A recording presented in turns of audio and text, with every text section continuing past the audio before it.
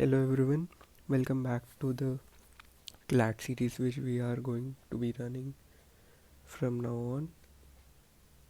In this series, we will be documenting my journey for the exam called CLAT, which you guys might be aware of.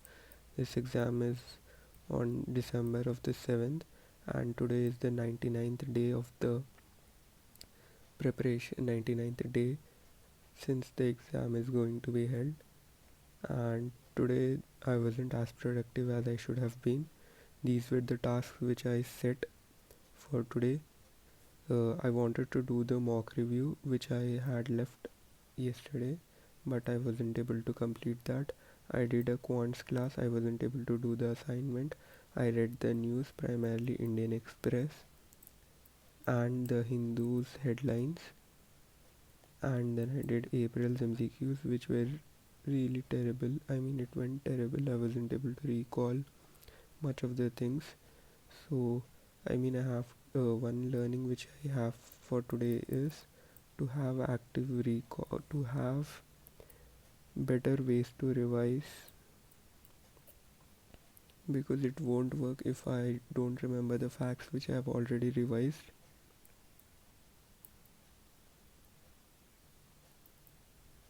Then I did a bit of tones revision, which I don't feel I'm really confident in.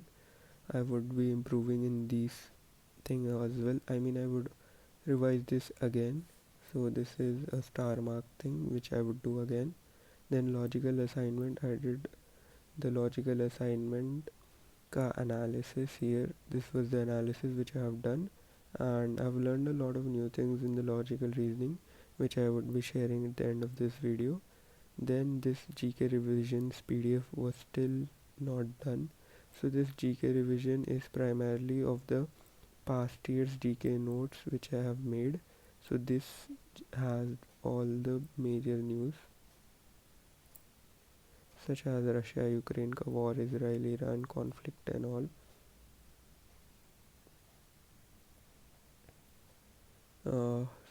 So the one thing which I will take care of is the past mock reviews. This will be on my radar for the next week.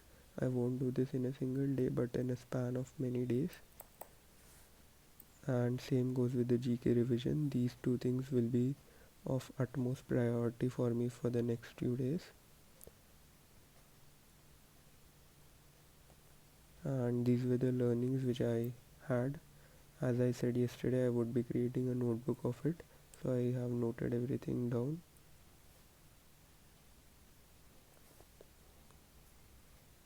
One of the learnings which I made in the logical reasoning is, if suppose there is 3 statement based questions which have options like 1, 2 and 3, and you know option 2 is right, but there isn't there isn't this option 2 in the ABCD options, then it is okay to leave this and go for the none of the above options. So basically we have to choose between the ABCD's options, not between these 3, and I did a lot of mistakes by not knowing this fact. So that was one of the learnings which I made. Don't question logic in the passage. If at all there are statement based questions followed by the argument and stuff like that, then it is mandatory to not question the statement. The statement is always right. This primarily can be seen in the ALET based questions. So we have to only be considering this to be as the statement to be as true, and based on that statement the options shall be followed.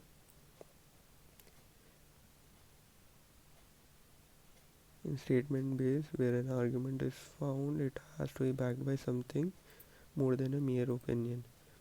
There is another question type in ALET where there is an argument given followed by reasonings like one which supports the reasoning yes because of so and so reason, and no because of so and so reason, yes because of so and so reason. So in these types of questions, when you are picking an option, the reasoning shall not be a mere preference key yes because this is better. There has to be a proper backing or some factual data which is covering this argument.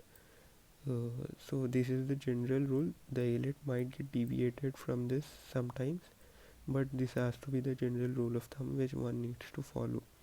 And for the course of action questions, which are by far the most underrated questions in my opinion, and because these questions are not very much asked in the mocks, but from the past 2 years we can see passages on these questions. For these types of questions, the approach shall be: first is to find the root cause or the major problem of the passage or the given case scenario.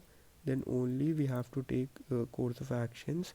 And even in the course of actions, if something is difficult, that does not make it as something we should not do.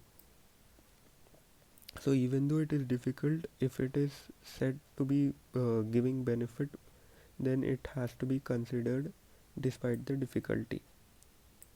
Avoid picking option that don't address.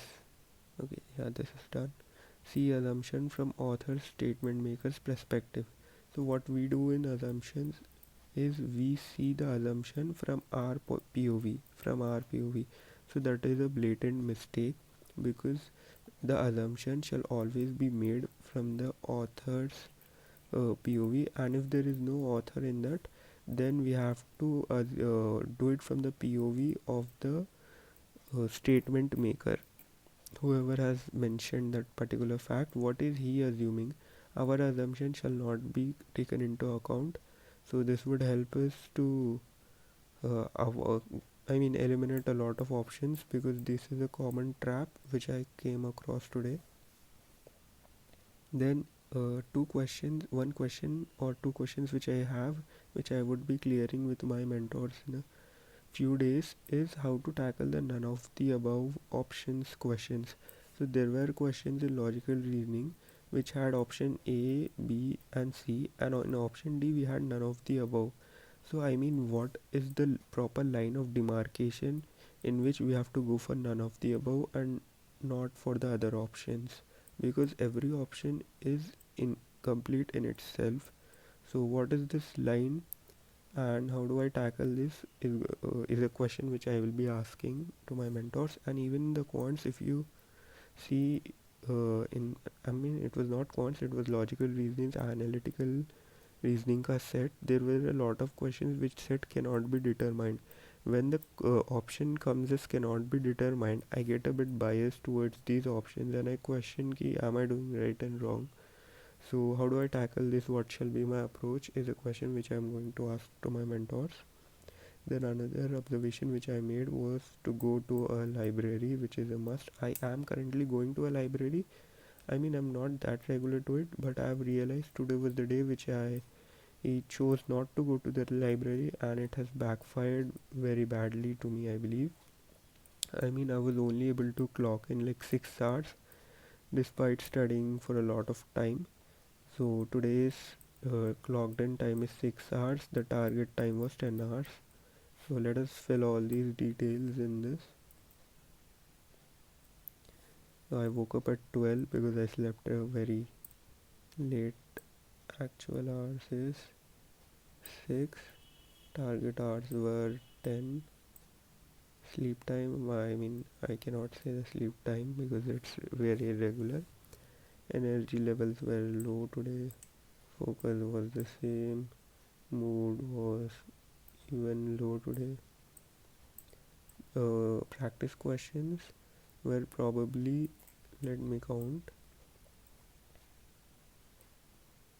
These were the tasks which I did.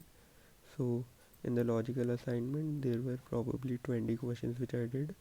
So 20 here, and quants I did around 20 questions. So 20. Yeah, that's it. I believe I didn't do a lot of practice questions. I mean, I'm not considering the MCQs. So in that case, the practice questions which I did is 40, which is way less than that of yesterday's. Then mistakes, that is it, I believe. I believe that would be it for today's video. I hope you come back tomorrow to keep a proper viewership of this journey, and I believe we can complete the journey together. If you guys are watching this, you can comment down below what all things you have done today. And another thing which I want to say is today I would be giving the All India Open mock of Career Launcher. So I would be sharing the review of the mock as well in tomorrow's video, I believe. Okay, fine. It was nice making a video.